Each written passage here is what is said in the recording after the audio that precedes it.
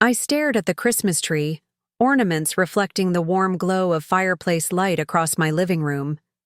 The carefully wrapped gifts underneath, each one thoughtfully selected, just like every year, suddenly seemed like mocking symbols of a relationship I'd been fooling myself about. My son Andrew hadn't realized I was standing in the hallway, just outside the dining room, when he said those words to his wife. Before we jump back in, tell us where you're tuning in from, and if this story touches you, make sure you're subscribed, because tomorrow I've saved something extra special for you. Mom's getting worse, not better. All those business connections she brags about? Nobody cares anymore. She's basically worthless in the industry now, but she can't see it. His wife Vanessa laughed softly. Well, at least the inheritance will be worth dealing with her. $2 million isn't nothing. My heart stopped. The crystal water glass in my hand suddenly felt too heavy. I backed away silently, my silk holiday dress brushing against the wall. I returned to the kitchen and set the glass down with trembling hands before anyone knew I had heard them. For 35 years, I had built one of the most successful, independent wealth management firms in Boston. I had raised my son as a single mother after his father abandoned us when Andrew was only 4 years old. I had paid for private schools, Ivy League education, lavish vacations, and even the down payment on his first home. And now, at 62, I discovered I was nothing more than an obligation to endure until my death brought financial reward. My name is Margaret Sinclair. 35 years ago, I started with nothing but determination and a degree in finance from a state university that I paid for by working nights and weekends. While my classmates landed cushy jobs at established firms through family connections, I built my client list by going door to door to small businesses, offering financial advice that actually worked. I didn't have the pedigree, but I had something better: results.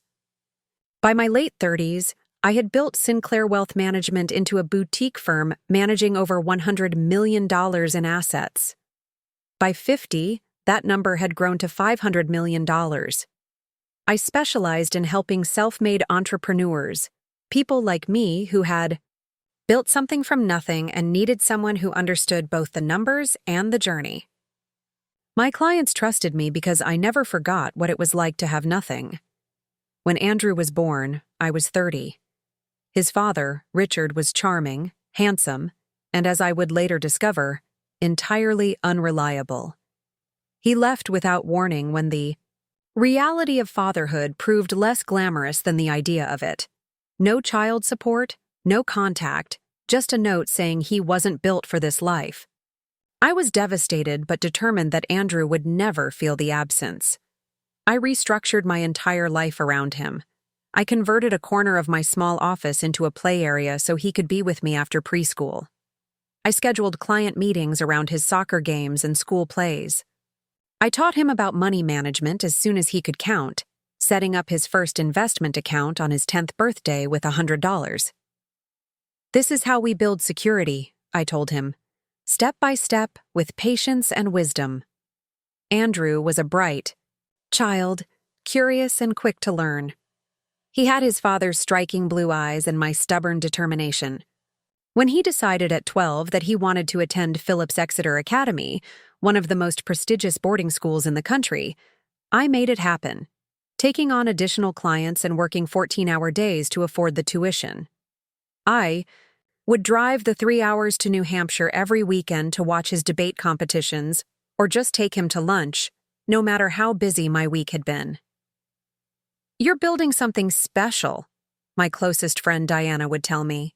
Not just a business, but a legacy for him. And I believed that. I believed that every sacrifice was an investment in our shared future, that Andrew understood the value of what we were building together. I believed that he saw me, really saw me, as more than just his mother, but as someone who had created something meaningful in the world. When he graduated from Harvard Business School, I threw him a party that my clients still mention years later. I surprised him with his dream car, a Tesla Model S that I had customized with his initials. The look on his face when I handed him the keys, pure joy and gratitude. That moment sustained me through many challenging days afterward. "Mom, you're incredible," he said, hugging me tightly. "I don't know how you do it all." Those were the days when our relationship felt solid, unshakable. When I believed that all the love I had poured into him was recognized and reciprocated. When I still thought that the values I had tried to instill, hard work, integrity, gratitude, had taken root. Andrew joined a prestigious consulting firm after graduation.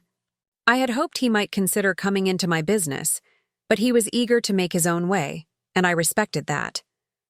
"I want to build something of my own, like you did," he told me. I was proud of his independence, even as I secretly hoped that someday our professional paths might converge. He met Vanessa at a charity gala 3 years later. She was striking, tall, poised, with a background in luxury brand marketing and a wardrobe that announced her taste for the finer things. From the beginning, something about her made me uneasy. She was perfectly polite, always saying the right things, but there was a calculation in her eyes when she looked at me, as if she were assessing my value. Still, I welcomed her warmly. When they got engaged after just 8 months, I threw them an engagement party at the Ritz-Carlton and presented them with a check that made even Andrew's eyes widen. "This is too generous, Mom," he protested, but I noticed he didn't offer to return it. "Nothing is too generous for my only son," I replied, meaning every word. The wedding was extravagant, a destination affair in the Maldives for 60 guests, with a week of activities preceding the ceremony. I paid for it all without complaint, even when the budget kept expanding. Diana questioned me about it over lunch one day. Preparing and narrating this story took us a lot of time, so if you are enjoying it, subscribe to our channel. It means a lot to us. Now back to the story. "Maggie, don't you think you're being a bit excessive? That's college tuition for 2 children you're spending on a wedding." I shrugged. "I want him to have everything I didn't. Besides, I can afford it." What I didn't say was that I was already noticing subtle changes in Andrew since Vanessa had entered his life. Our weekly dinners had become monthly, then quarterly. His calls grew shorter, more perfunctory. When I shared stories about my clients or the business challenges I was navigating, his eyes would glaze over, as if my world had suddenly become tedious to him. After the wedding, they bought a brownstone in Beacon Hill, one of Boston's most expensive neighborhoods. When Andrew mentioned they were a little short on the down payment, I immediately offered to help. It was a significant amount, but I never hesitated. I told myself it was an investment in their future, in our family's legacy. The first real fracture appeared during a dinner at their new home about a year after the wedding. I had brought an expensive bottle of wine and was telling a story about helping a client navigate a complex tax situation that had saved them millions. "That's nice, Mom," Andrew interrupted, exchanging a glance with Vanessa. "But you know, these days the real wealth management happens in private equity and venture capital. Traditional financial advising is becoming, well, somewhat outdated." I felt a small sting but brushed it aside.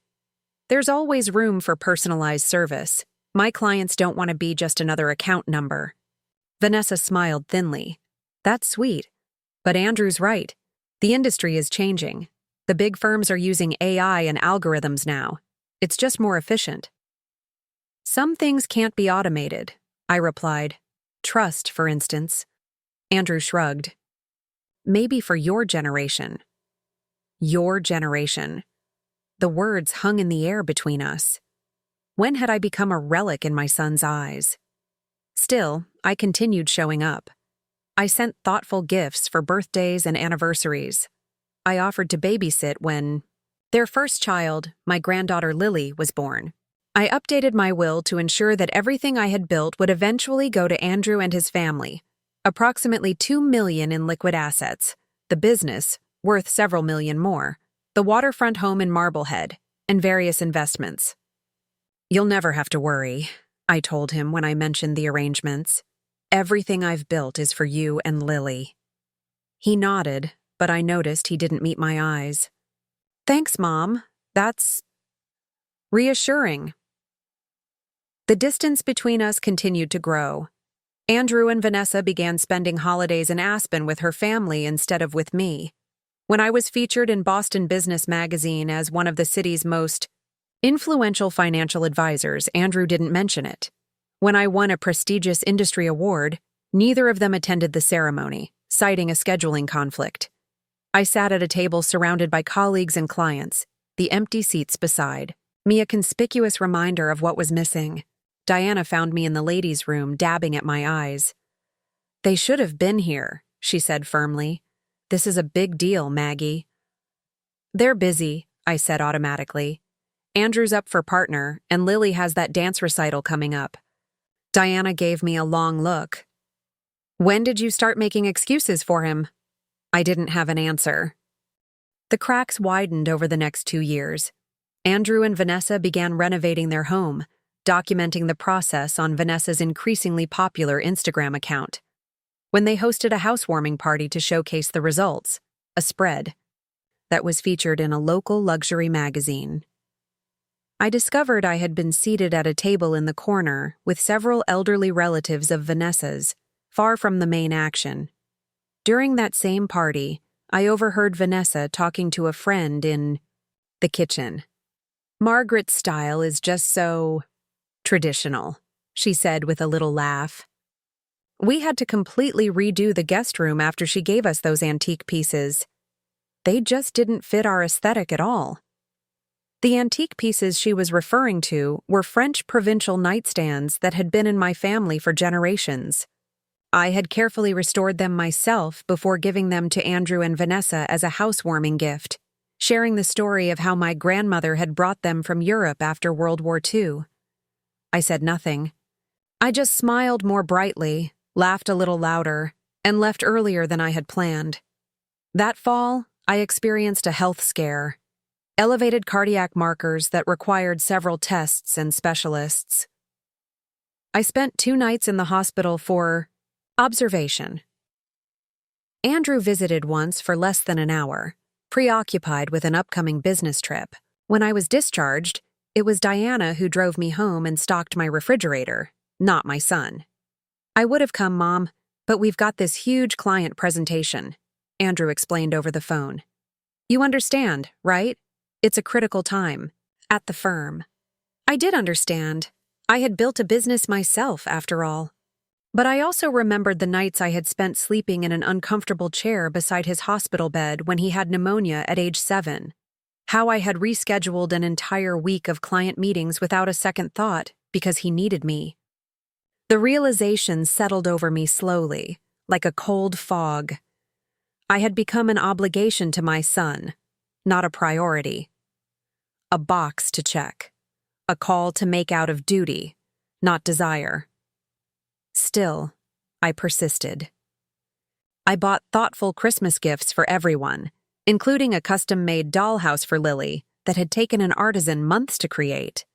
I prepared Andrew's favorite foods when they did agree to come for dinner.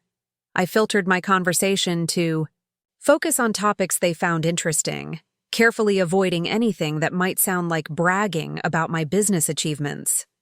I became smaller, more careful, less myself, all in an effort to maintain my place in their lives. And yet the invitations grew more infrequent. The calls shortened further. When I did see them, I often felt like an intruder in their carefully curated world, a relic they tolerated rather than welcomed. Which brings me back to that Christmas Eve, standing frozen in my own hallway, a water glass in my hand, hearing my son dismiss a lifetime of achievement, my achievement, as worthless. Hearing his wife laugh about enduring my presence, for the sake of an inheritance. I walked back to the kitchen in a daze, set down my glass, and stared out the window at the snow falling gently in the garden. The garden I had planted and tended myself, just as I had built my business from nothing, just as I had raised my son alone. Margaret, are you all right? You look pale.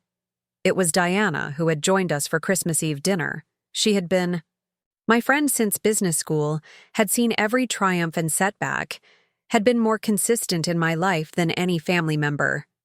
"I'm fine," I said automatically, just thinking. But I wasn't fine. Something had broken inside me, not my heart, though that hurt tremendously, but something deeper. The illusion that sacrifice guaranteed love. The belief that my worth as a person was tied to what I could provide. I made it through dinner somehow. I smiled and served the prime rib I had spent hours preparing. I poured the expensive wine Andrew preferred. I listened to Vanessa talk about their upcoming ski trip to Chamonix.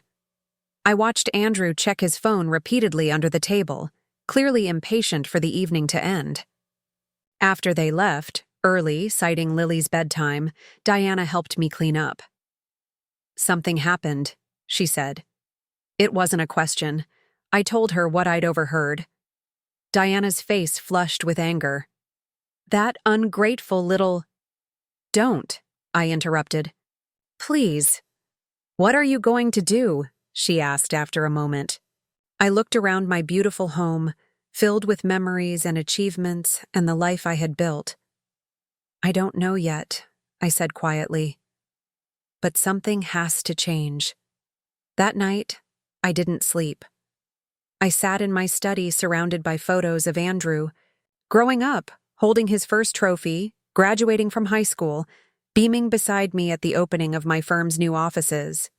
In each image, I had seen promise, connection, shared values. Had I imagined it all? I pulled out my will and read through it carefully.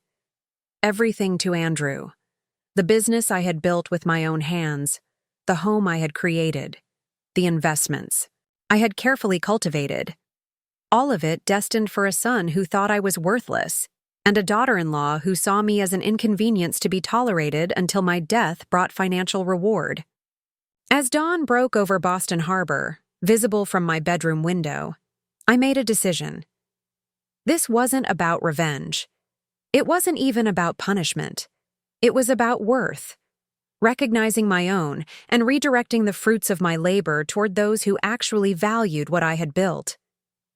The next morning, while Andrew and his family slept off Christmas Eve dinner in their Beacon Hill brownstone, I made a phone call to my attorney, James Harrington. "Maggie, it's Christmas," he protested when I reached him at home. "Can't this wait until after the holiday?" "No," I said firmly. "It can't. I need to change my will, immediately." There was a pause. "This is quite unusual, Maggie. Has something happened?" "Yes," I said simply. "I've had a moment of clarity." The conversation that followed was long and detailed. By the end of it, James understood exactly what I wanted to do. Not to disinherit Andrew completely, I wasn't that hard-hearted, but to fundamentally restructure my legacy in a way that reflected my values and recognized those who actually shared them. When I hung up, I felt lighter than I had in years. Not happy, the wound was too fresh for happiness, but purposeful, clear-eyed. For the first time in a long time, I was making a decision based not on what Andrew might want or need, but on what I knew to be right. Diana called later that afternoon. "Merry Christmas," she said. "How are you holding up?" "I'm taking back my life," I told her, and explained what I had set in motion. There was a long silence before she responded. "Good for you, Maggie. It's about damn time." For the next 2 weeks, I went through the motions of my usual routines. I met with clients. I analyzed portfolios. I attended a charity board meeting. But inside, something fundamental had shifted. The constant worry about Andrew's approval, a background hum I had lived with for so long I'd stopped noticing it, had fallen silent. I didn't call him. He didn't call me. The traditional New Year's Day brunch I usually hosted, which he and Vanessa typically attended out of obligation, passed without mention from either of us.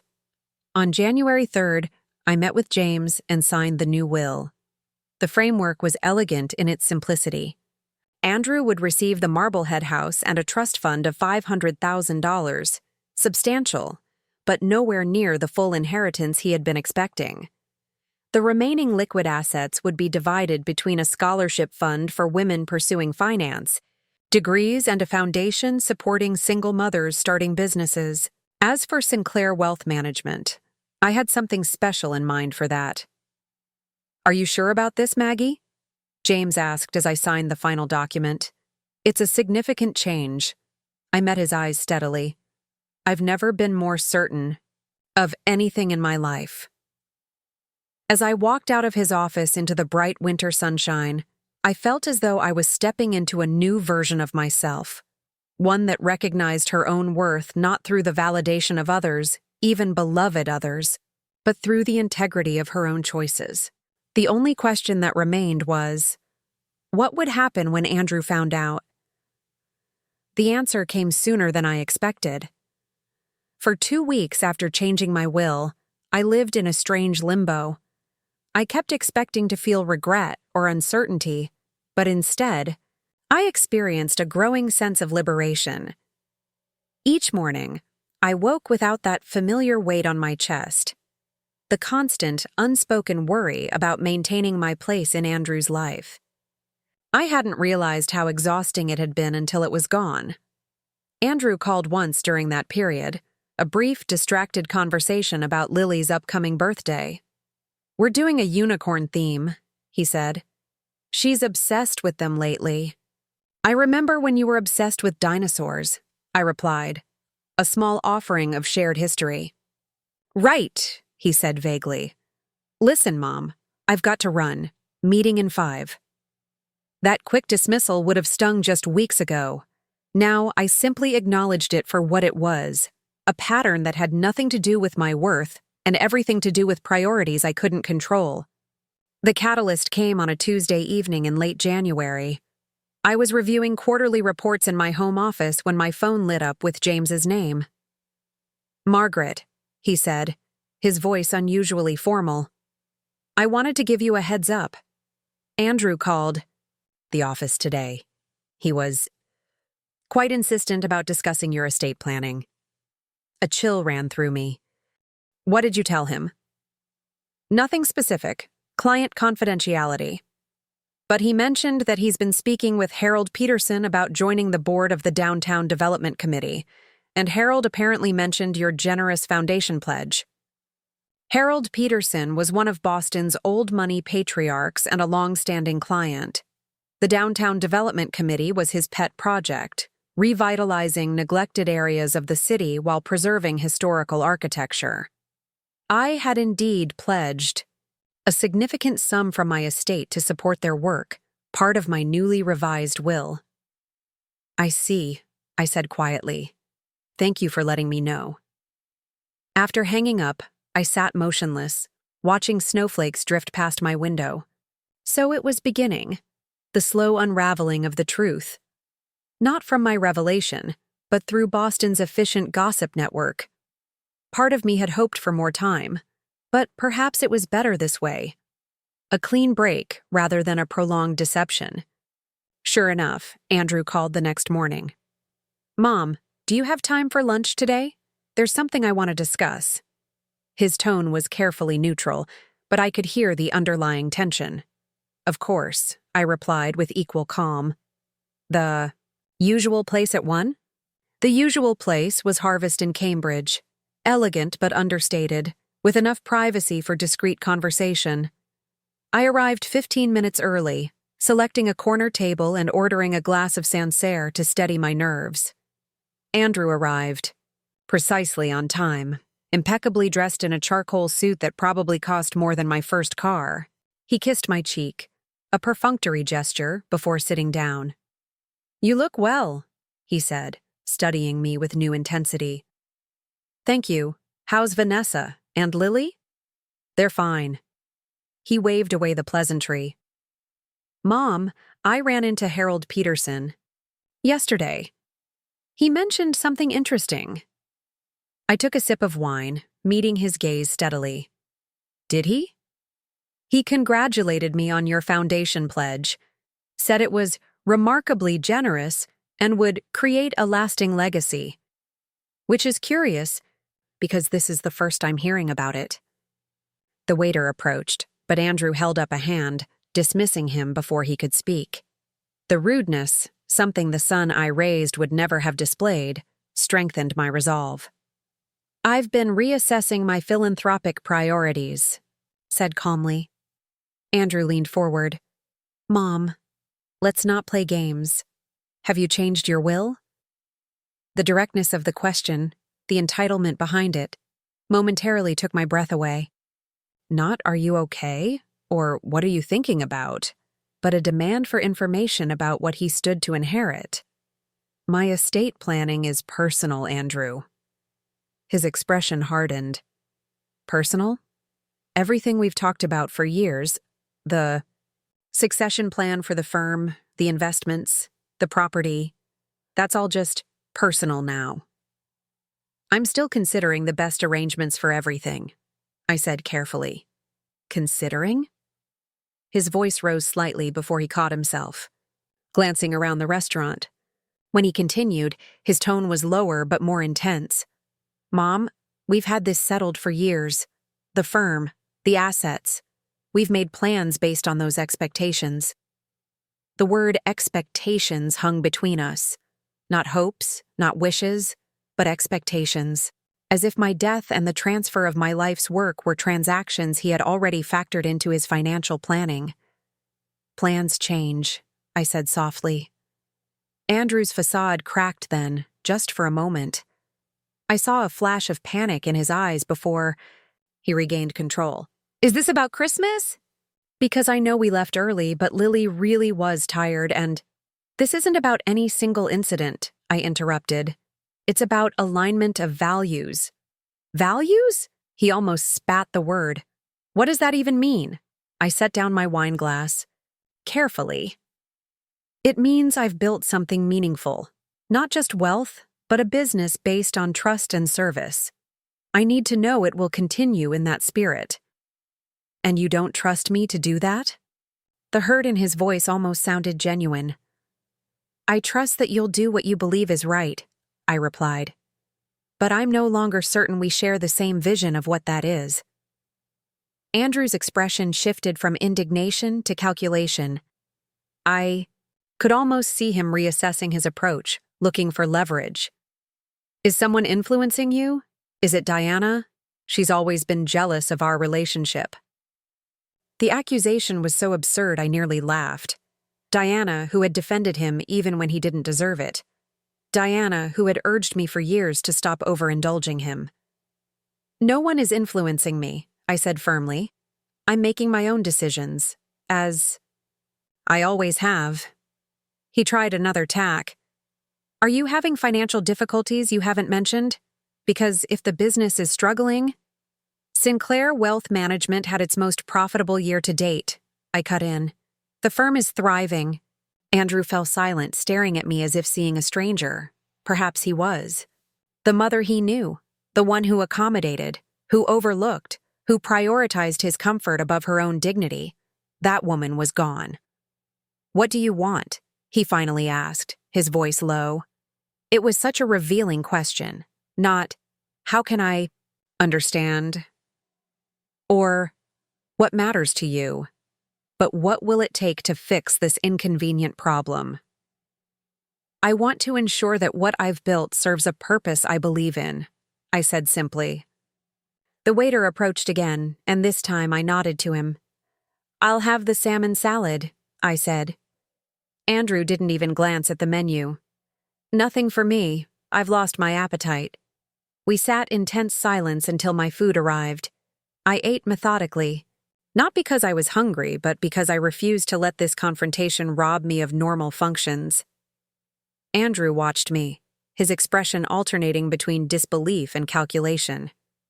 You know, he said eventually, Vanessa and I were just talking about having you over for dinner next week. Lily's been asking about you.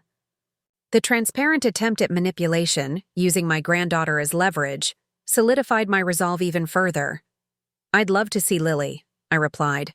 Perhaps we could arrange a time for me to take her to the Children's Museum. Actually, we were thinking something more. Family-oriented, all of us together. His smile didn't reach his eyes. It's been too long since we've had quality time. I set down my fork. Andrew, let's be honest with each other.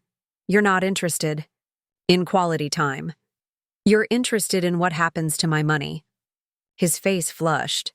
That's unfair. Is it?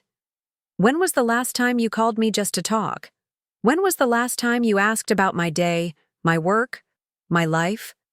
When was the last time you introduced me to your colleagues or friends with pride, instead of reluctant obligation?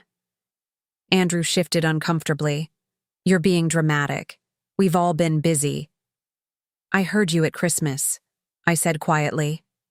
He froze. What? In the dining room, talking to Vanessa. I heard what you said about me being worthless in the industry. I heard her laugh about enduring my company for the inheritance. The color drained from his face. Mom, I didn't mean. Please don't lie to me, I said, my voice steady despite the pain lancing through me. Not now. He stared at me, calculation giving way to panic. It was just talk. People say things they don't mean all the time. That's the problem, Andrew. I think you did mean it. I placed my napkin on the table and reached for my purse. The truth is, you haven't valued me. The actual me, not just what I can provide, for a long time. And I've allowed that to continue because I thought loving you meant accepting whatever scraps of attention you were willing to offer. Mom, but I was wrong, I continued. Real love includes respect. It includes seeing the other person's worth beyond what they can do for you. And if you can't see that in me after everything we've shared, then perhaps it's time I directed my legacy toward those who can. I stood up, placing enough cash on the table to cover my meal and a generous tip. Andrew remained seated, his expression a mixture of shock and dawning comprehension. We're not done discussing this, he said, a slight tremor in his voice. Actually, we are. For today, at least. I buttoned my coat calmly. I have a client. Meeting at 3. As I walked out of the restaurant into the bright winter afternoon, I felt a curious lightness. The confrontation I had dreaded was over, and I had emerged intact. More than intact. Clear-eyed and resolute. But the war was just beginning. The next morning, Vanessa called, the first time she had initiated contact with me in over a year. Margaret, she began, her voice honeyed with forced warmth. I feel terrible about this misunderstanding. Why don't you come over for dinner tonight? Lily's been asking for her grandma. I almost admired the strategy. Deploying my granddaughter immediately, attempting to establish the narrative as a misunderstanding, rather than a fundamental breach of trust. Thank you, Vanessa, but I have plans this evening. My tone was polite but firm. However, I'd love to take Lily to the Children's Museum this weekend, if that works for her schedule. There was a pause.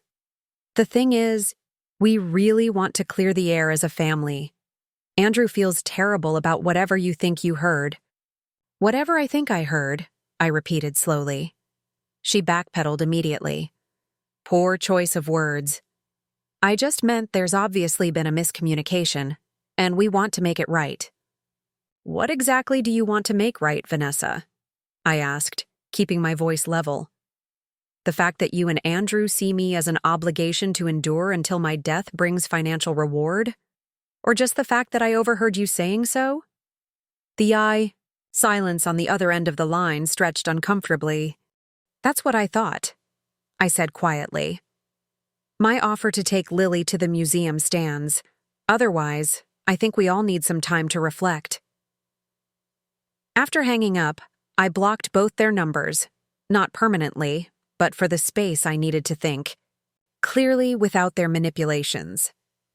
It was a small act of self-protection that would have been unthinkable to me just weeks ago. The next attempt came via email, a lengthy message from Andrew filled with justifications, partial apologies, and thinly veiled references to all he had been counting on. No acknowledgement of the fundamental issue, that he had reduced me to a financial asset rather than seeing me as a complete person deserving of respect. I didn't respond. 3 days later, flowers arrived at my office, an extravagant arrangement with a card reading, "Missing you. Dinner soon? Love, Andrew and family." The "and family" had clearly been added as an afterthought, the handwriting cramped at the edge of the card. I donated the flowers to a nearby nursing home. The following week brought a new tactic. I arrived at my office to find Andrew waiting in the reception area, a Starbucks cup in each hand and a contrite expression carefully arranged on his face. "Peace offering?" he said, holding out what I knew would be my usual order, an almond milk latte with a hint of vanilla. "I have a meeting in 10 minutes, I replied, not reaching for the cup. His smile faltered. "Surely you have time for coffee with your son." When I didn't immediately respond, his expression hardened slightly. "Mom, this is getting ridiculous. How long are you planning to punish me for one thoughtless comment?" "I'm not punishing you, Andrew. I'm reassessing our relationship and my priorities based on clear evidence of how you view me." "By changing your will?" he countered, his voice rising enough that my receptionist glanced over in concern. "By making decisions that align with my values," I corrected him. "Now, if you'll excuse me, my client is waiting." As I walked past him toward my office, he called after me, "This isn't like you, Mom. You've never been vindictive." I turned back, meeting his gaze directly. "You're right. I've never been vindictive. I'm still not. But I've also never truly stood up for my own worth before. It's interesting that when I finally do, you interpret it as an attack on you." The following weeks brought more attempts, increasingly desperate, to regain control of the situation. Andrew showed up at my house unannounced one Sunday. He sent an expensive bottle of my favorite whiskey to my office. He enlisted mutual acquaintances to casually mention how stressed he seemed lately, how devoted he'd always been as a son. I remained polite, but firm. I kept my appointments with Lily, taking her to museums and parks, careful never to speak negatively about her parents, but equally careful not to be manipulated through my love for her. The breaking point came in late February. I was hosting a small dinner party for a few close friends and clients when my doorbell rang unexpectedly. When I opened, I found Vanessa standing there alone and clearly agitated. "We need to talk," she said, attempting to step past me into the house. I blocked her entry gently but firmly. "I have guests, Vanessa. This isn't a good time." She glanced past me, seeing the dining room table set for dinner, and her expression tightened. "So you have time for guests, but not for family? Do you know what this is doing to Andrew? To our family plans?" The naked selfishness of the question, the concern not for my feelings or our relationship, but for their plans, confirmed everything I needed to know. "My estate is not your family plan," I said quietly. "It's the result of my life's work, and I'll direct it as I see fit." Her composure cracked completely then. "Do you have any idea what this uncertainty is doing to us? We were counting on that inheritance, the business, the liquid assets, all of it. We have projections, investments made based on those expectations." From inside, I could hear the conversation dimming as my guests became aware of the confrontation at the door. Diana appeared in the hallway behind me, her expression concerned. "Everything okay, Maggie?" she asked. "It's fine," I replied without turning around. "Vanessa was just leaving." Vanessa's eyes darted between us, clearly calculating the social damage of making a scene in front of my friends. After a tense moment, she stepped back. "This isn't over," she said, her voice low. "Actually, I think it is," I replied, closing the door gently but firmly. When I returned to my guests, I offered a calm smile. just a misunderstanding with my daughter-in-law. Now, who would like more wine? Later that evening, after everyone had left, Diana stayed behind to help me clean up. "You know they're only going to escalate," she said as we loaded the dishwasher. "Probably," I agreed. "But what can they really do? I haven't done anything wrong." "People who feel entitled to what you have can convince themselves of all sorts of things," Diana warned. "Just be careful." She was right to be concerned. The next day, I received a call from one of my oldest clients, Howard Reynolds, who had been with me since I started the firm. "Margaret," he began awkwardly, "I got the strangest call from your son yesterday. He mentioned something about you having health issues that might be affecting your judgment. Said I might want to consider moving my portfolio elsewhere before things got complicated." My blood ran cold. "Howard, I can assure you I'm in perfect health both physically and mentally." "That's what I figured," he said gruffly. "Known. You too long to believe that nonsense, but thought you should know what he's saying." After thanking Howard and reassuring him, I sat at my desk, trembling with a mixture of shock and rage. Andrew wasn't just trying to manipulate me. He was actively trying to damage my business, my reputation, my life's work. This wasn't just about money anymore. This was about power and control, and he had drastically underestimated what I was capable of when truly provoked. I called James immediately. "I need to accelerate the changes we discussed," I told him. "All of them, and I need to add something new." That evening, I sat alone in my study, a glass of whiskey in hand, looking at old photos of Andrew. As a toddler, laughing on a swing I pushed for hours. As a teenager, proudly holding his debate team trophy. As a college graduate, arm around my shoulders, both of us beaming at the camera. Where had that son gone? Had he ever truly existed? Or had I just seen what I wanted to see? Had my love blinded me to his true character, or had something changed him along the way? I didn't have answers, only the certainty that I could no longer allow myself to be diminished by someone who refused to see my worth. Not even when that someone was the person I had loved most in the world. The next morning, I put my plan into motion. A plan that would not only secure my legacy, but would show Andrew exactly what he had taken for granted all these years. Not out of vindictiveness, but out of a belated recognition of my own value, and a determination to direct my life's work toward those who would honor its true purpose. I had built something meaningful from nothing once before. I could, and would, do it again. The morning after my decision to accelerate my plans, I woke before dawn. For the first time in weeks, I had slept deeply, without the restless anxiety that had plagued me since Christmas. There's a particular clarity that comes with finally acknowledging your own worth, not the external validation others provide, but the bone-deep recognition of what you've built, overcome, and achieved.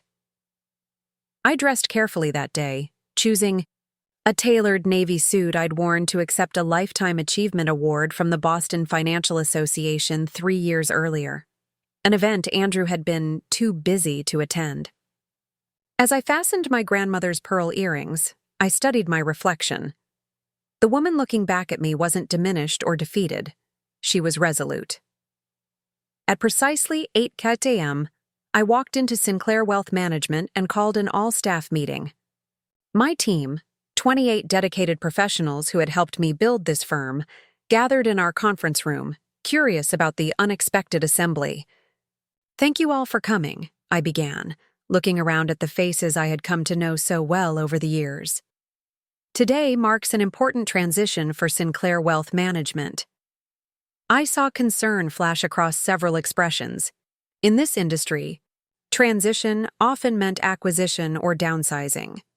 For 35 years, I've had the privilege of building this firm with a clear mission: to provide personalized, ethical financial guidance that helps our clients achieve security and build legacies they can be proud of. That mission isn't changing, but how we sustain it will. I took a breath, feeling the weight of the moment. Effective immediately, I'm establishing an employee ownership trust that will eventually hold a controlling interest in Sinclair Wealth Management. The room fell silent. This was not what anyone had expected.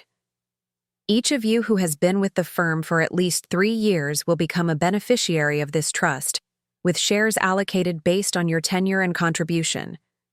Those of you who have been here less than 3 years will become eligible once you reach that milestone. I watched as the implications sank in. This wasn't just a bonus or profit-sharing program. This was ownership, real equity in the business they had helped build. I will continue as CEO for the next 5 years, working closely with our newly established leadership council to ensure a smooth transition. After that, the council will select my successor from within our ranks. Rebecca Chen, my operations director who had been with me for 15 years, was the first to find her voice. "Margaret, are you saying you're giving us the company?" I smiled. "Not giving. Recognizing. This firm hasn't been just mine for a long time. It's been built by all of us, by your dedication and expertise. This structure simply acknowledges that reality while ensuring our founding principles continue." The questions came rapidly then, about structure, timeline, client relationships, governance.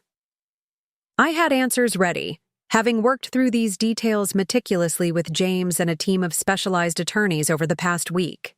By the end of the hour-long meeting, the initial shock had transformed into a buzzing excitement. People were already forming small groups, discussing ideas for growth and innovation that they'd perhaps been hesitant to voice before. As they filed out, many stopped to shake my hand or, in some cases, offer a brief, emotional hug. Daniel Kovacs, our senior investment strategist who had joined the firm straight out of college 12 years ago, lingered until the room had emptied. "Why now?" he asked quietly. "You've always said you were grooming Andrew to take over eventually." I met his gaze steadily. "Plans change, Daniel. And sometimes we realize that what we thought was the right succession path isn't actually aligned with our core values." He nodded slowly. "For what it's worth, I think this is better. We've always been about building something meaningful together. This honors that." "That's exactly what I hope," I replied. By noon, word had spread throughout Boston's financial community. My phone buzzed constantly with messages from industry colleagues, some congratulatory, some clearly fishing. For details, all surprised. Employee ownership trusts were rare in wealth management, where the typical exit strategy involved selling to larger firms or passing control to family members. I had just finished a client call when my assistant buzzed.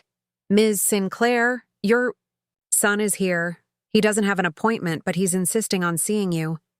I took a deep breath. "Send him in, Patricia." Andrew stormed into my office, not bothering to close the door behind him. His face was flushed, his normally immaculate appearance slightly disheveled. "What the hell are you doing?" he demanded, his voice loud enough that heads turned in the open workspace beyond my door. I rose calmly and walked past him to close the door. "I'm running my business, Andrew. Please lower your voice." "Running it into the ground, you mean? An employee trust? Are you insane? Do you have any idea how much value you're just giving?" "Way?" I returned to my desk, gesturing for him to sit. He remained standing, vibrating with barely controlled rage. "I'm not giving away anything," I said evenly. "I'm ensuring that this firm continues with the values and client focus that built it." "Values?" he spat. "This isn't about values. This is about punishing me." "Not everything is about you, Andrew." He barked a harsh laugh. "Oh, that's rich. You've been planning to hand this company to me for years. Everyone knows it. And now suddenly you decide to give it to your employees instead? What am I supposed to think?" "You're supposed to think that I made a business decision based on what's best for the firm, our clients, and my legacy," I replied. "And yes, Your comments at Christmas forced me to reassess, but this isn't punishment. It's clarity. He paced in front of my desk. You can't do this. I'll contest it. I'll bring in lawyers. You're obviously not thinking clearly. I've never been thinking more clearly, I interrupted. And before you waste money on attorneys, you should know that everything has been structured meticulously. The trust documents are ironclad.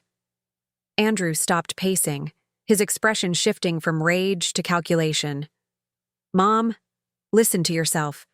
You're dismantling everything we've talked about for years on a whim. People will think you're having some kind of breakdown. The implied threat wasn't subtle. He was suggesting he might challenge my mental competence. I had anticipated this. That would be difficult to prove, I said calmly. Considering I've had comprehensive cognitive and psychological evaluations performed by 3 separate specialists in the past 2 weeks, all documented and witnessed, all confirming I'm of completely sound mind. His face fell. I continued. I've also briefed the board of the Boston Financial Association, our key strategic partners, and our top 50 clients about this transition. The response has been overwhelmingly positive. Andrew stared at me, the realization dawning that I had outmaneuvered him at every turn. Finally, he sank into the chair across from me, deflated. Why? He asked, his voice smaller now. Why would you do this? Because I built this firm on trust, integrity, and genuine service, I said quietly. And I need to know it will continue that way. And you don't trust me to maintain those values? I met his gaze directly. Based on your recent words and actions? No, I don't. The brutal honesty hung between us. Andrew looked away first. So that's it? 35 years of building this company and I get nothing? You'll still inherit the Marblehead house and a significant trust fund, I reminded him. But Sinclair Wealth Management needs leadership that truly believes in its mission, not someone who sees it as an ATM. He stood abruptly. This isn't over. Actually, Andrew, it is. The papers were filed this morning. The process is underway. The only question now is whether you'll find a way to make peace with it, or whether you'll waste energy fighting a battle you can't win. After he left, I sat quietly for several minutes, letting the emotions wash through me. Grief for the relationship I had thought we had, relief at having protected my life's work, and a surprising sense of liberation. For decades, I had seen my business as something I was building for Andrew. Now, I recognized it for what it truly was. Something I had built for myself, for my clients, and for the community of professionals who shared my vision. The next few days brought more fallout. Vanessa posted a thinly veiled comment on Instagram about family betrayal, accompanied by a photo of Lily looking sad. Several mutual acquaintances called or emailed, clearly having heard Andrew's side of the story, offering to mediate the misunderstanding. I maintained my position calmly and without detailed explanation. Andrew and I have different visions for the future, became my standard response. I'm doing what I believe is right for the business I built. A week after the announcement, I received an unexpected visitor at my home, Richard Montgomery, Andrew's former father-in-law from his brief first marriage. Richard was a respected venture capitalist who had maintained a cordial relationship with me even after Andrew and his daughter Elise divorced. "Hope you don't mind me dropping by," he said as I invited him in. "I've been hearing some stories circulating, and I wanted to check on you directly." We settled in my living room with coffee. Richard studied me thoughtfully. "You look well, Margaret, better than I expected, given what Andrew's been saying." "And what exactly has he been saying?" I asked, though I could guess. Richard grimaced.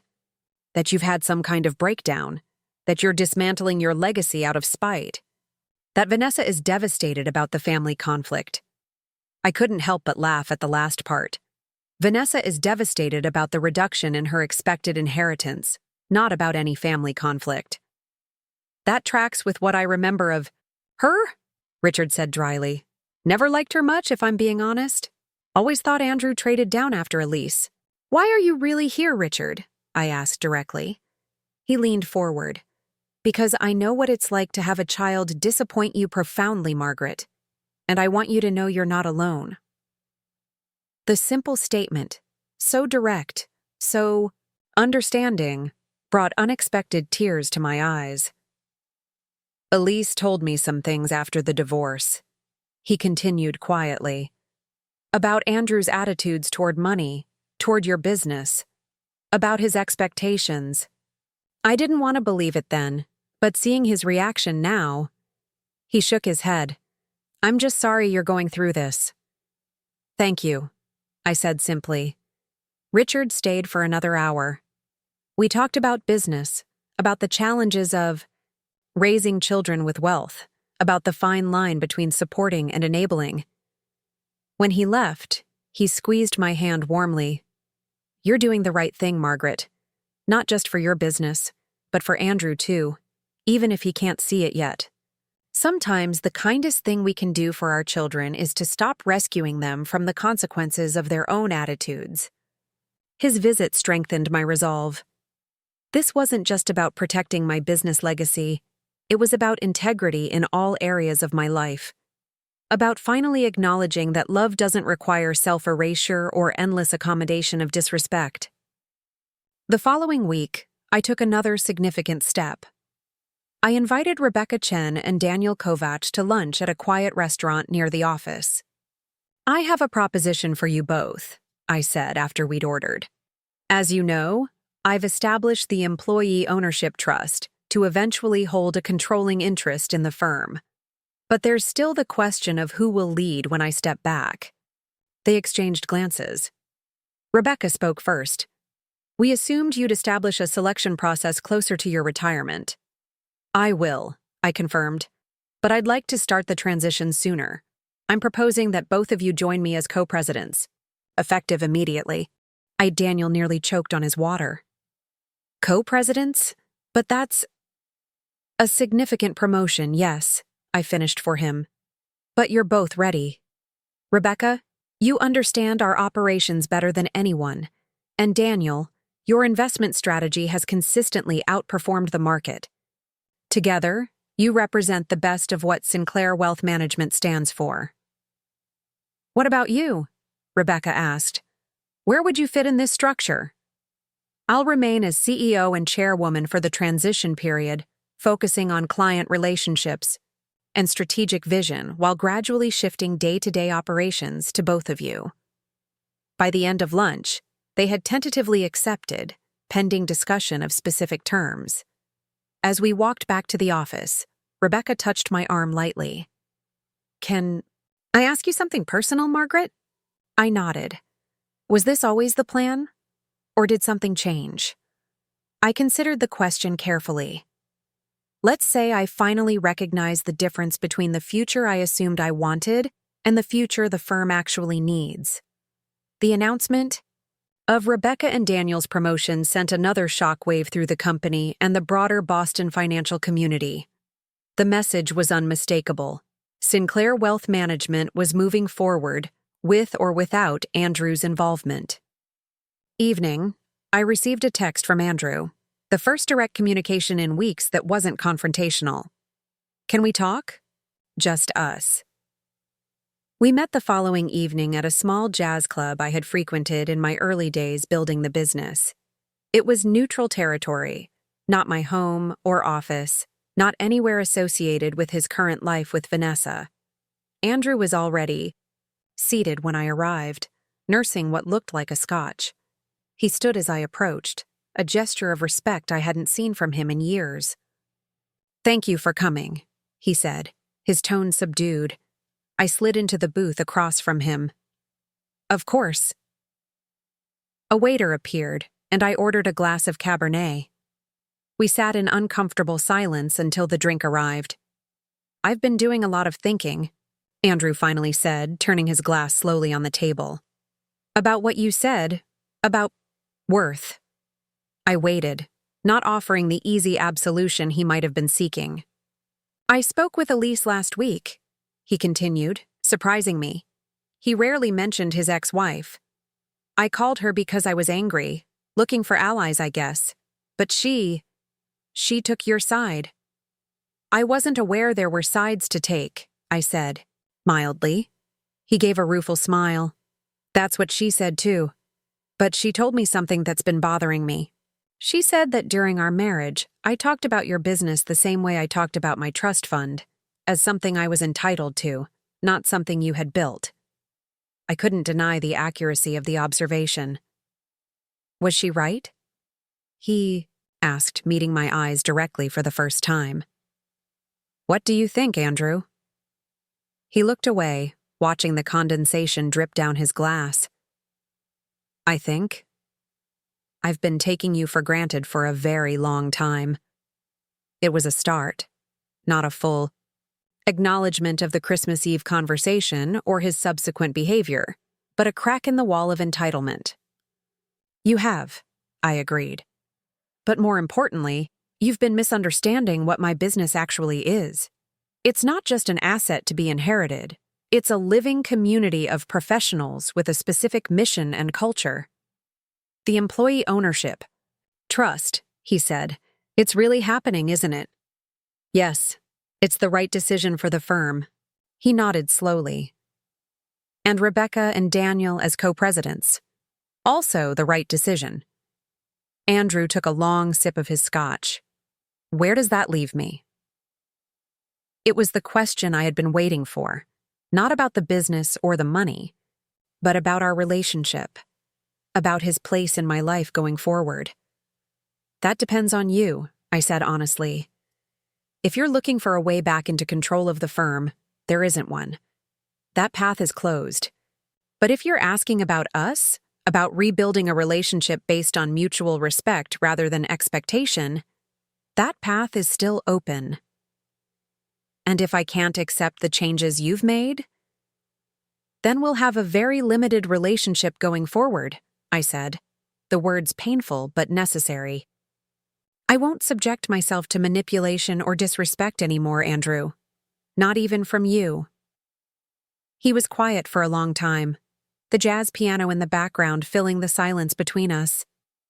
Finally, he looked up. "I don't know if I can change how I feel about all this overnight," he admitted. "But I don't want to lose you, Mom." It wasn't a full reconciliation, not by far. But it was a small opening, a recognition that there was something worth preserving between us beyond financial considerations. "That's a start," I said quietly. As I drove home that night, I reflected on the journey of the past few months. From the shock of overhearing Andrew's cruel assessment on Christmas Eve, to the complete restructuring of my business and my relationship with my son. It had been painful, yes, but also clarifying in ways I couldn't have imagined. I had spent decades defining my worth primarily through what I could provide to others, to my clients, to my employees, and especially to Andrew. Somehow along the way, I had lost sight of my own intrinsic value separate from those relationships. I had allowed Andrew's gradually diminishing respect to become my new normal, making myself smaller and less demanding to maintain a connection that had become increasingly one-sided. The changes I had made weren't about revenge, as Andrew had initially believed. They were about reclaiming my agency, about ensuring that my life's work would continue with integrity, and about, finally, establishing boundaries that reflected my true worth. As I pulled into my driveway, my phone chimed with an email notification. It was from Harold Peterson, the Downtown Development Committee chairman, confirming the dedication ceremony for the Margaret Sinclair Business Incubator, a new initiative my foundation would be funding to support women entrepreneurs from disadvantaged backgrounds. I smiled as I read the details. This was also part of my reclaimed legacy, not just preserving what I had built, but extending it in new directions that reflected my deepest values. Creating opportunities for women like the young me, who had started with nothing but determination and a clear vision. The conversation with Andrew wasn't an ending or a complete resolution. It was simply another step in a journey that had really just begun. A journey toward living with authentic self-worth, regardless of whether others recognized it or not. The true test would come in the days and weeks ahead, as Andrew either embraced this new reality or continued fighting against it. But for the first time in years, I was facing that uncertainty from a position of strength rather than vulnerability. I had remembered my worth. And having remembered it, I would never forget it again.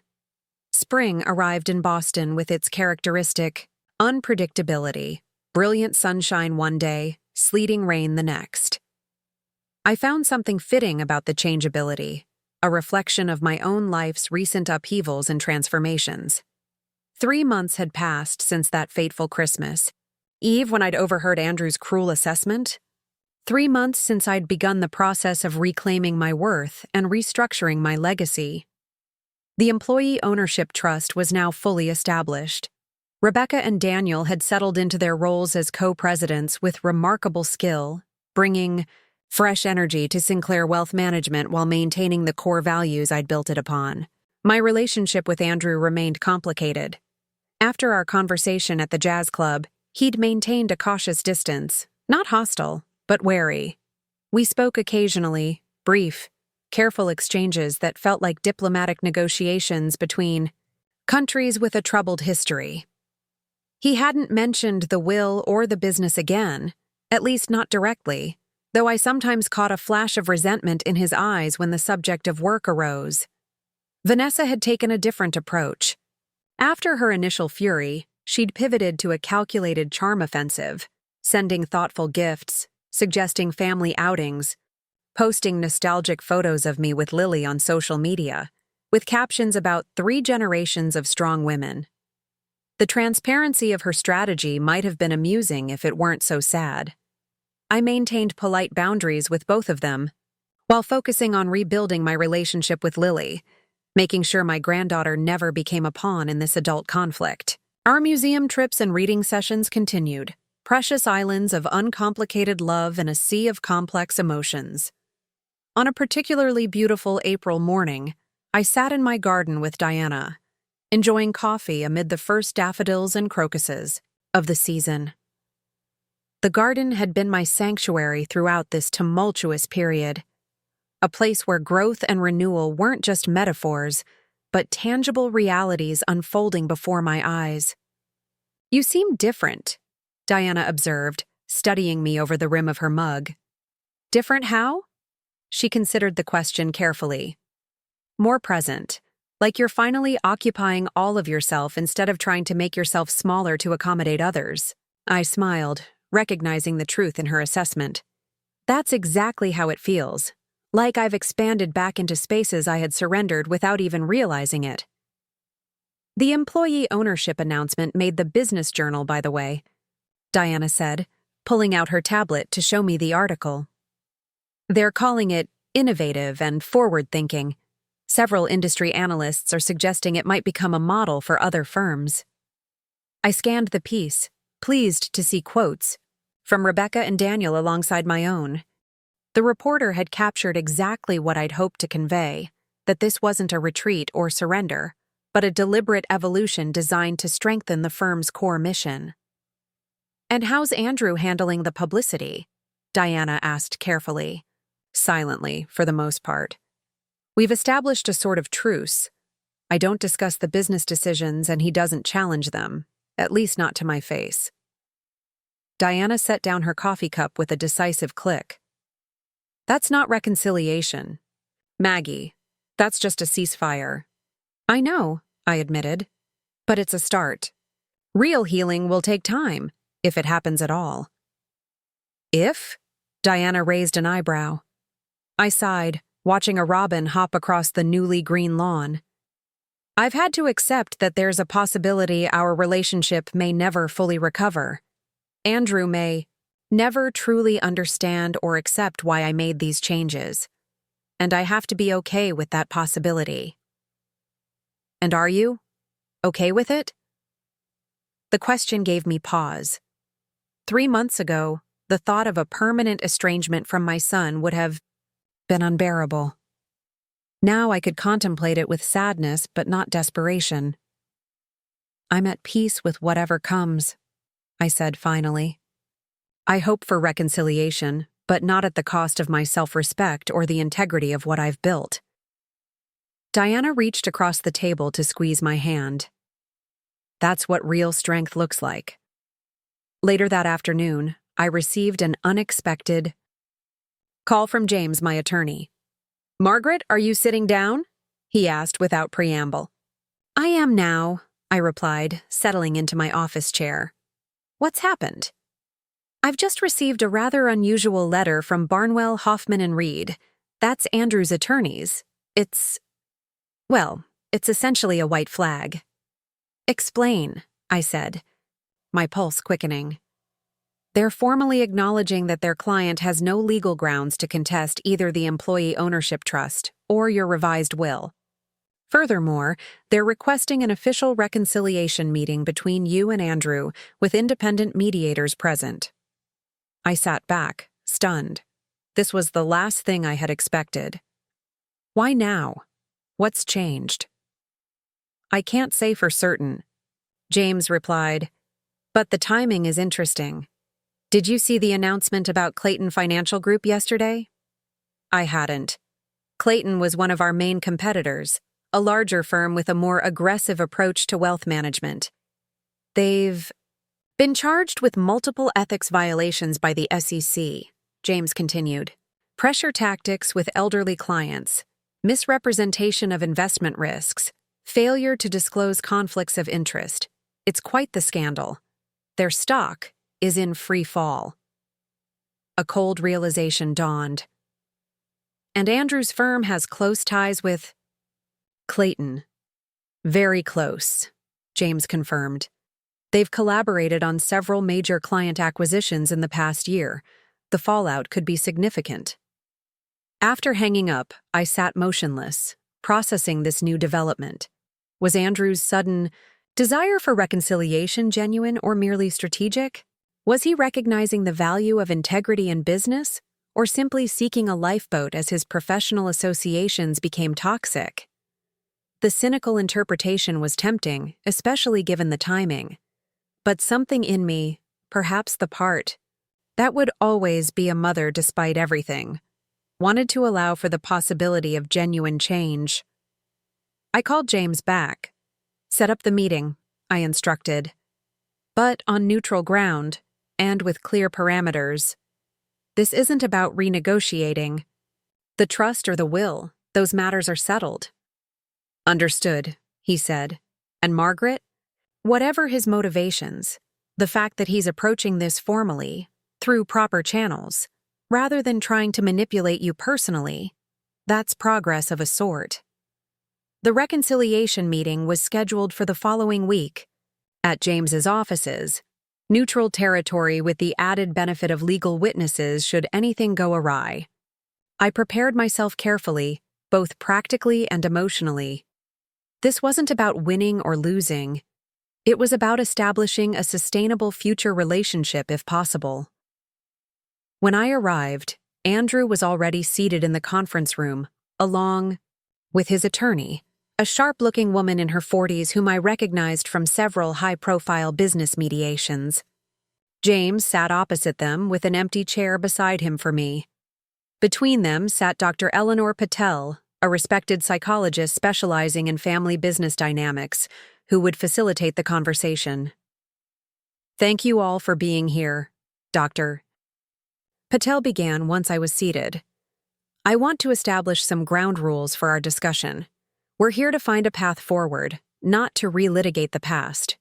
I'll ask each of you to speak without interruption, focusing on your own feelings and needs rather than assumptions about the other's motivations.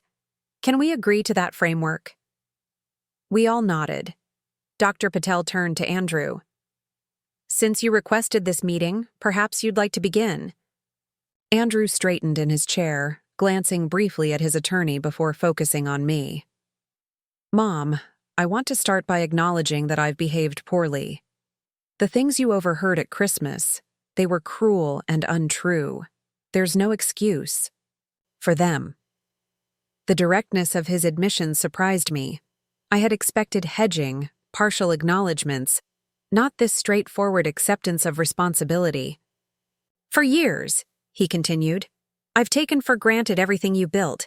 Worse, I've acted entitled to it, as if your life's work existed primarily as my future inheritance rather than as the significant achievement it is on its own merits. He paused, seeming to struggle with his next words.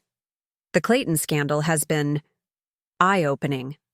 Watching a major firm implode because they prioritized profit over ethics, it's forced me to reconsider many things, including the values you tried to instill in me. Values I've often dismissed as old-fashioned or unnecessarily cautious. I maintained a neutral expression, not wanting to interrupt his flow with either encouragement or skepticism. I'm not asking you to reverse the decisions you've made, Andrew said, his voice steady now. The employee ownership trust, the revised will, those are your choices to make. What I am asking for is a chance to rebuild our relationship, and, perhaps over time, to earn back some measure of your trust.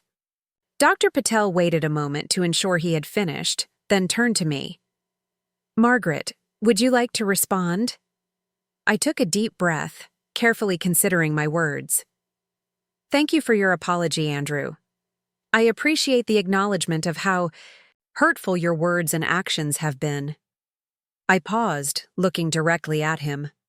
I want to be clear about something. My decisions regarding Sinclair Wealth Management and my estate weren't made out of anger or a desire to punish you. They were made because I finally recognized that the path I had planned, handing everything to you, wasn't aligned with the core values the firm was built upon. It wasn't good for the business, for our clients, or ultimately, for you. Andrew nodded slowly. I understand that now, or I'm beginning to. As for rebuilding our relationship, I continued, I'm open to that process. But it needs to be based on mutual respect and a recognition of boundaries. I won't go back to making myself smaller or less authentic to maintain peace. That's fair, he said quietly. Dr. Patel interjected gently. What might some concrete steps toward rebuilding look like for each of you? Over the next hour, we outlined a gradual approach, regular dinners, just the two of us, without Vanessa's influence, an agreement that business decisions regarding my firm were not up for discussion or challenge, a commitment from Andrew to individual therapy to explore his attitudes toward money, success, and family relationships. Most importantly, we established clear consequences for boundary violations.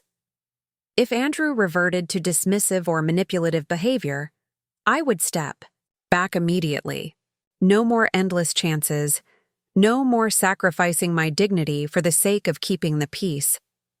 By the end of the meeting, we had a written agreement, not legally binding, but a psychological contract that set expectations for moving forward. As we prepared to leave, Andrew hesitated, then reached into his briefcase. I brought something I wanted to show you, he said, pulling out a folder. It's not directly related to our reconciliation, but I thought you might find it interesting. Inside was a business plan, detailed, professional, clearly the product of significant thought and effort. The heading read, Sinclair Preston Community Investment Fund. Preston was my father's family name, I said, confused. Andrew nodded. I know. This is, well, it's something I've been working on privately for the past month. A separate entity from your firm, but with a complementary mission. A fund specifically designed to invest in minority and women-owned businesses in underserved Boston neighborhoods. I flipped through the pages, noting the emphasis on mentorship alongside capital investment, the reasonable return expectations, the clearly articulated social impact goals. This isn't what I expected, I admitted. The Clayton scandal got me. Thinking about legacy in a different way, Andrew said. About what kind of mark I want to leave. This would be something new, built from scratch rather than inherited, but still connected to the values you've always stood for. For the first time in months, I saw a glimmer of the son I had raised, the one who had once understood that wealth carried responsibility, that business could be a force for positive change.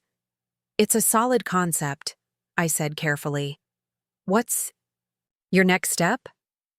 "I'm seeking initial investors. I have some commitments already, but I'm still about 2 million short of the minimum viable fund size." I closed the folder and handed it back to him. "Send me the full proposal. I can't promise anything, but I'll review it thoroughly." A week later, after having the concept vetted by 3 independent advisors, I made my decision. I invited Andrew to my home, the first time he had visited since before Christmas. He arrived punctually, alone, with a bottle of my favorite wine and a noticeably humble demeanor. As we settled in the living room, I brought out a contract my legal team had prepared. "This is a conditional investment commitment for the Sinclair Preston Community Investment Fund," I explained. $1 million, contingent on several— Cactus Bryce Andrew's eyes widened. "I didn't expect— The conditions are non-negotiable," I continued. "First, the fund must maintain the ethical investment criteria outlined in your proposal. Second, you must establish an advisory board that includes at least 3 community leaders from the neighborhoods you'll be investing in. Third, all fund communications must be transparent about both financial and social impact metrics." "Those conditions align perfectly with my intentions," Andrew said, reviewing the document. "There's one more," I added. "This investment comes from me personally, not from Sinclair Wealth Management. The firm may choose to partner with your fund in the future, but that will be Rebecca and Daniel's decision to make, not mine, and certainly not yours." He looked up from the contract, meeting my eyes directly. "You're really serious about maintaining those boundaries, aren't you?" "Absolutely," I confirmed. "My investment in your fund is separate from my decisions about Sinclair Wealth Management. I'm supporting this initiative because it has merit, not because you're my son. The firm's future remains with the Employee Ownership Trust and the leadership team I've established." Andrew was quiet for a moment, then nodded. "I understand, and I respect it." As he signed the investment agreement, I felt a curious sense of symmetry. Years ago, I had helped him open his first investment account with $100, teaching him about building security step by step. Now I was investing in his first independent venture, not as an entitled inheritance, but as a earned opportunity, contingent on adherence to clear principles. This felt right in a way that simply handing over my firm never had. Andrew wasn't stepping into my shoes. He was finding his own path, hopefully informed by the values I had tried to instill but distinct and self-created. The following months brought gradual, tentative healing. Our weekly dinners continued, sometimes awkward, but increasingly genuine. Andrew began to share insights from his therapy sessions, painful realizations about his entitlement, his insecurities, his tendency to measure worth primarily through financial metrics. Vanessa remained a complex factor in our family dynamic. When it became clear that my investment in Andrew's fund didn't signal a reversal of my other decisions, her renewed warmth cooled noticeably. She attended family gatherings but maintained a careful distance, her disappointment palpable though rarely expressed directly.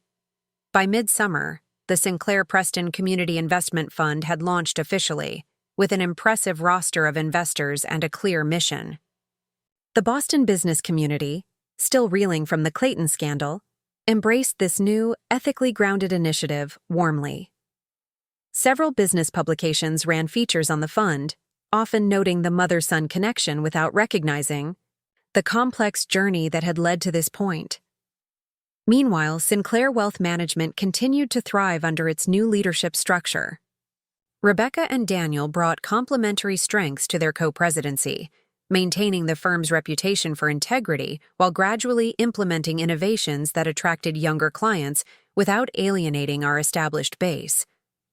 I remained involved as CEO and chairwoman, but increasingly focused my energy on mentoring the next generation of financial advisors, particularly women and people of color who faced additional barriers in our industry.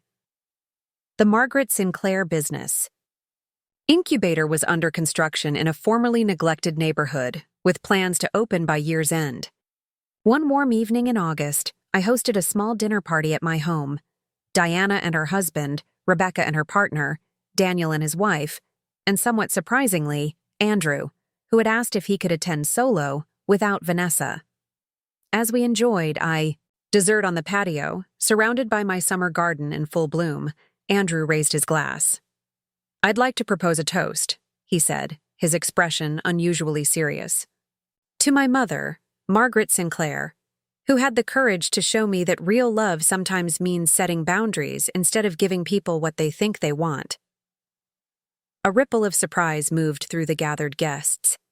This public acknowledgement was unexpected, especially from Andrew, who had always been protective of his image.